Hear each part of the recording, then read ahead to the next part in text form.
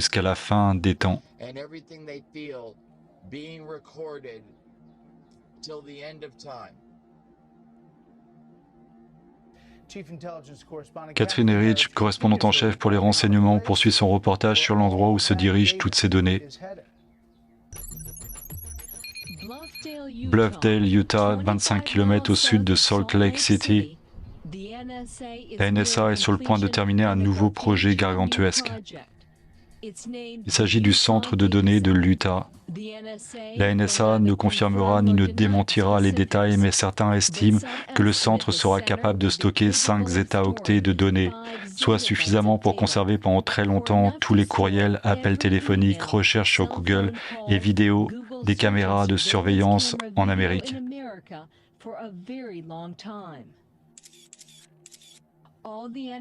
Tout ce que la NSA a voulu nous dire, c'est que le centre de données de l'Utah est une installation destinée à la communauté de renseignement qui mettra l'accent sur la cybersécurité.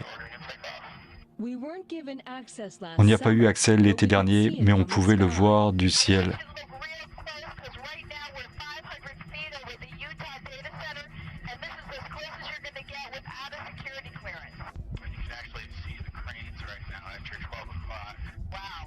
Waouh, vue du ciel, c'est énorme. C'est vraiment une situation clé en main qui peut être transformée rapidement et devenir un État totalitaire assez rapidement. La capacité à le faire est en train d'être mise en place. C'est le constat effrayant de Bill Binney, qui a travaillé à la NSA pendant près de 4 décennies, en commençant comme analyste de données à l'époque où les ordinateurs de bureau n'existaient pas encore.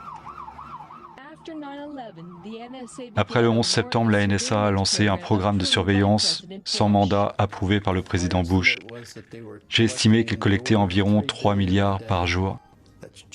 C'est juste interne à ce pays. En termes simples, la NSA espionnait les Américains dans ce pays. C'est exact.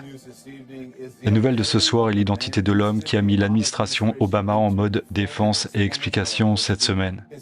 Son nom est Edward Snowden. C'est un Américain, ancien employé de la CIA et technicien informatique. Aujourd'hui, il s'est révélé être l'auteur de la fuite de documents classifiés de la NSA qui décrivent un programme de surveillance secret. Il a donné une interview filmée à un journal de garde et nous la diffusons pour vous dans son intégralité. En voici quelques minutes, écoutez. Quand je pense à un cas qui m'a vraiment frappé, oh mon Dieu, on peut faire ça et on peut vraiment le faire à n'importe qui. Et le fait que nous puissions le faire à n'importe qui, c'est que les analystes de la NSA peuvent réellement observer les communications internes des gens, et regarder rédiger leur correspondance et observer leurs pensées se former au fur et à mesure qu'ils tapent. Regardez leurs pensées se former pendant qu'ils tapent. Vous écrivez un message. Un analyste de la NSA ou de tout autre service qui utilise ce genre d'attaque contre les gens, tout autre service qui utilise ce genre d'attaque contre les gens peut réellement voir.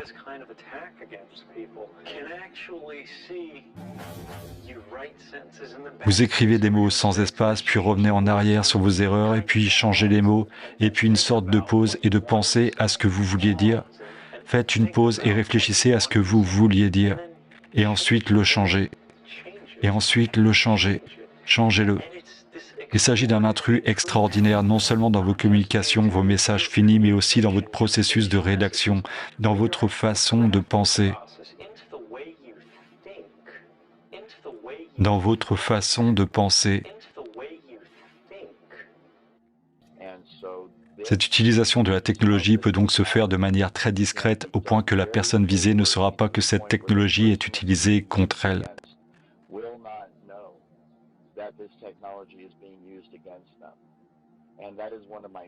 Et c'est là l'une de mes principales préoccupations et l'une des raisons pour lesquelles je souhaite mettre davantage en lumière cette technologie. Parce que cette technologie pourrait potentiellement être utilisée contre des dizaines et des centaines de millions d'Américains chaque jour. J'ai mentionné dans certains de mes podcasts qu'il y a des événements sur le terrain où ils ne dirigent pas cette technologie vers un individu, mais créent un champ de fréquence général dans une zone géographique afin que tout le monde dans cette zone géographique ressente les effets de cette technologie. Il s'agit davantage d'une application générale de la technologie que d'une application individuelle spécifique de la technologie.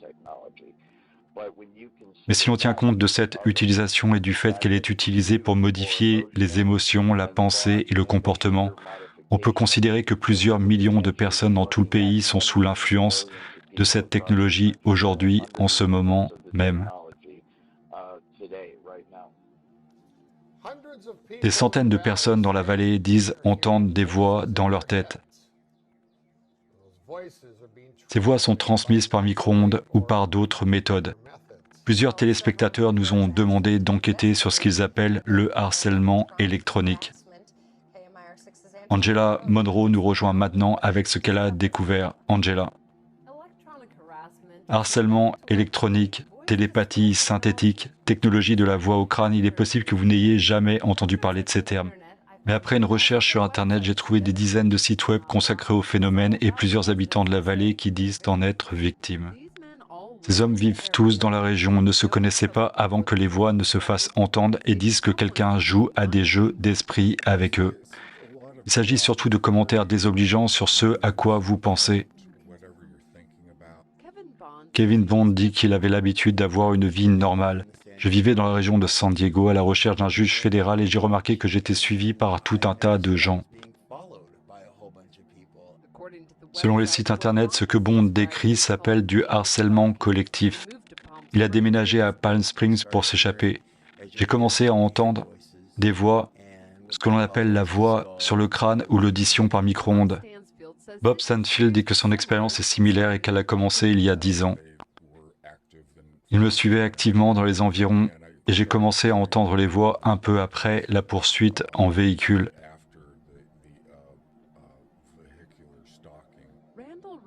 Rumble Ringer dit que les voix ont commencé quand il suivait une chimiothérapie.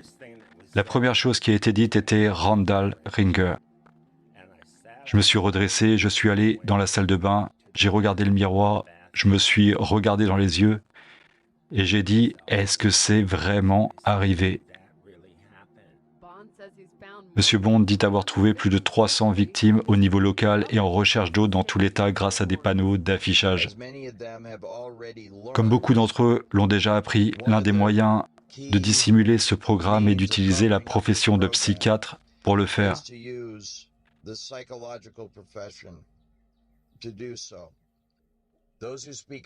Ceux qui s'expriment sur ce sujet sont dirigés vers des psychiatres pour être évalués. Les psychiatres travaillent avec ceux qui dirigent ce programme. Dans de nombreux cas, ils sont directement payés par eux pour poser un diagnostic de schizophrénie, de troubles de la personnalité multiple, de délire, de paranoïa, de dépression, sur les sujets de test, les cibles, afin qu'ils soient discrédités,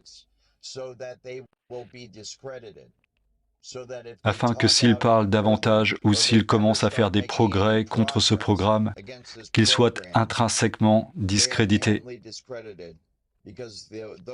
Parce que ceux qui dirigent ce programme vont simplement publier les dossiers psychologiques et prétendre que la personne est malade mentale. Il s'agit d'un moyen parfait pour dissimuler une technologie dont la principale caractéristique, la plus populaire et la plus connue, est la transmission de la voix au crâne, qui induit un son dans la cavité crânienne du sujet testé, de la cible elle-même, de sorte que lorsque cette personne en parle, lorsqu'elle cherche de l'aide auprès de ses semblables, ceux-ci lui disent « Qu'est-ce qui t'arrive ?»